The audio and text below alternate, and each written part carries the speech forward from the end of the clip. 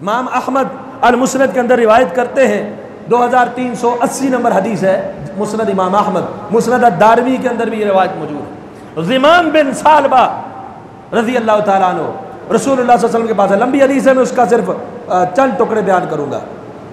رسول اللہ صلی اللہ علیہ وسلم کے پاس آئے، خلاصتاً یہ اپنی سواری کو بٹھایا، نبی علیہ السلام کے پاس آ کر کہتے ہیں میں آپ کو قسم دیتا ہوں میں آپ سے سوال پوچھوں گا، لیکن سوال پوچھنے میں سختی اپناؤں گا، سختی کے ساتھ سوال پوچھوں گا۔ پہلے یہ بیان کیا، یہ وفد بنو سعد کے بن کے آئے، کہا کہ میں سوال پوچھنے میں سختی کروں گا۔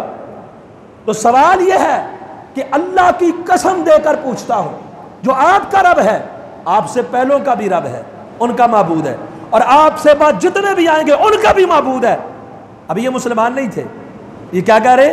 آپ کا معبود، آپ سے پہلوں کا معبود، آپ کے بعد والوں کا معبود ہے۔ کیا اللہ نے آپ کو رسول بنا کے ہماری طرف بھیجا؟ اللہ کے رسول نے فرمایا ہاں مجھے اللہ نے رسول بنا کے بھیجا۔ کہا اللہ کی قسم دے کر پیشتا ہوں جو آپ کا الہ ہے، معبود ہے، آپ سے پہلوں کا بعد والوں کا۔ کیا اس نے کہا ہے کہ ہم صرف اسی کی عبادت کریں، اس کے ساتھ کسی کو شریک نہ ٹھہرائیں، اور جو ہمارے باپ دادا یہ شریک ٹھہراتے تھے ان کو ہم چھوڑ دیں؟ اللہ کے رسول نے فرمایا ہاں مجھے یہ اللہ نے حکم دیا۔ پھر کہا کیا اللہ کی قسم دے کر پوچھتا ہوں کیا اللہ نے آپ کو کہا 5 نمازیں فرض ہیں؟ اللہ کے رسول نے فرمایا ہاں۔ وہ ایک ایک فریضے کے بارے میں پوچھتا گیا، حج کے بارے میں یہی قسم دے کر پوچھا اللہ کی، زکوٰۃ کے بارے میں اسی طرح قسم دے کر پوچھا، دیگر فرائض کے بارے میں ایک ایک فریضے کے اوپر قسم دے کر پوچھتا گیا۔ جب نبی علیہ السلام نے جواب دیے، کہتا ہے اشہد ان لا الہ الا اللہ وحدہ لا شریک لہ واشہد ان محمدا رسول اللہ، کلمہ پڑھ لیا، شہادت رسالت کی بھی دے دی، توحید کی بھی دے دی، مسلمان ہو گیا، واپس اپنی قوم کے اندر چلا گیا۔ جب اپنے قبیلے میں گیا تو کہنے لگا ان بتوں کا لات اور عزا کا ستیہ ناز ہو، بیست اللات والعزا، یہ بڑے ہی برے ہیں، یعنی اب تک انہوں نے ہمیں گمراہی میں رکھا تو بڑے ہی برے۔ اب لوگوں کے اندر جو وہم تھا، دیکھیں یہ مشرکین مکہ کے اندر تھا، انہوں نے کیا کہا؟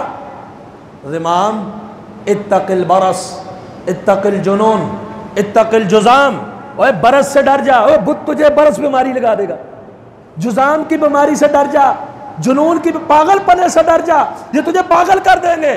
انہوں نے کہا ہے قوم ویلکم انہما واللہ لا یضران ولا ینفعان۔ جب نبی علیہ السلام سے تعلیم سیکھ کے آئے، پہلے خدشات اور توہمات تھے، بت نقصان پہنچا سکتا ہے، بت نفع دے سکتا ہے، لیکن جب کلمہ پڑھ لیا مسلمان ہو گئے، کہنے لگے افسوس تمہارے لیے، اللہ کی قسم یہ بت کوئی نفع اور نقصان کے مالک ہے۔ تو بتوں کو نفع اور نقصان کا مالک سمجھنا یہ کس کا عقیدہ تھا؟ مشرکین مکہ کے۔ آپ ہے نا درخت ہے، اس کے ساتھ داغے باندھ لے، جھنڈے باندھ لے، رنگ برنگی کپڑے باندھ لے، ہر کوئی ڈرتا ہے، گزرتے ہوئے ہاتھ باندھ لیتا ہے۔ یہ درخت کی ٹہنی توڑی تو نقصان ہو جائے گا۔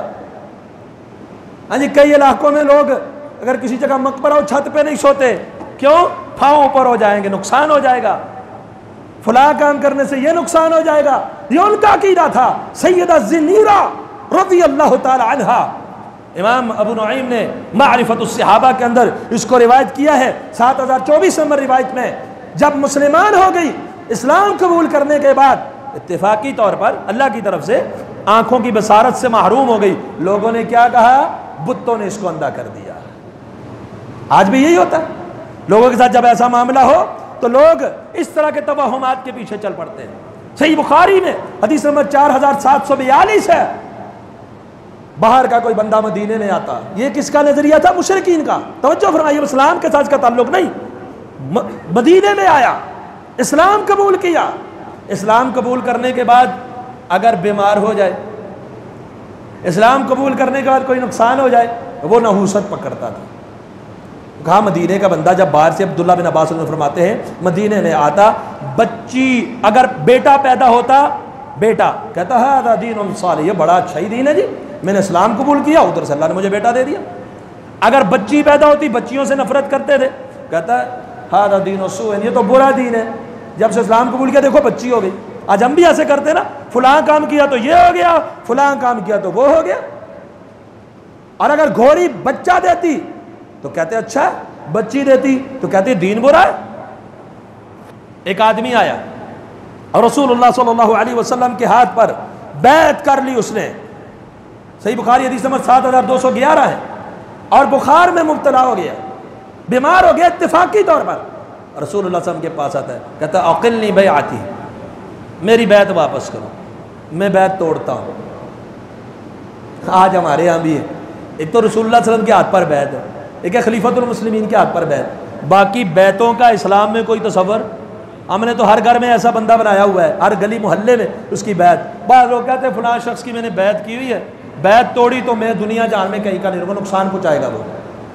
ایسے نظریات بھی ہمارے یہاں بیعت کے حوالے سے بھی معروف. کہتا ہے بیعت ختم, اللہ کے رسول نے سمجھایا بجایا, کہتا نہیں بیعت ختم. کیوں؟ اس کا نظریہ کیا تھا؟ بیعت کرنے کے بعد جو بخار ہوا ہے نحوست پکڑ لے, وہم کے اندر مبتلا ہو گیا. اللہ کے رسول نے فرمایا انما المدینہ تو کالکیر تنفی خبثھا, یہ مدینہ لوہے کی بٹھی کی طرح ہے, یہ لوہے کی جو خباثت ہوتی ہے زنگ شنگ اس کو اتار کے باہر پھینکتا ہے.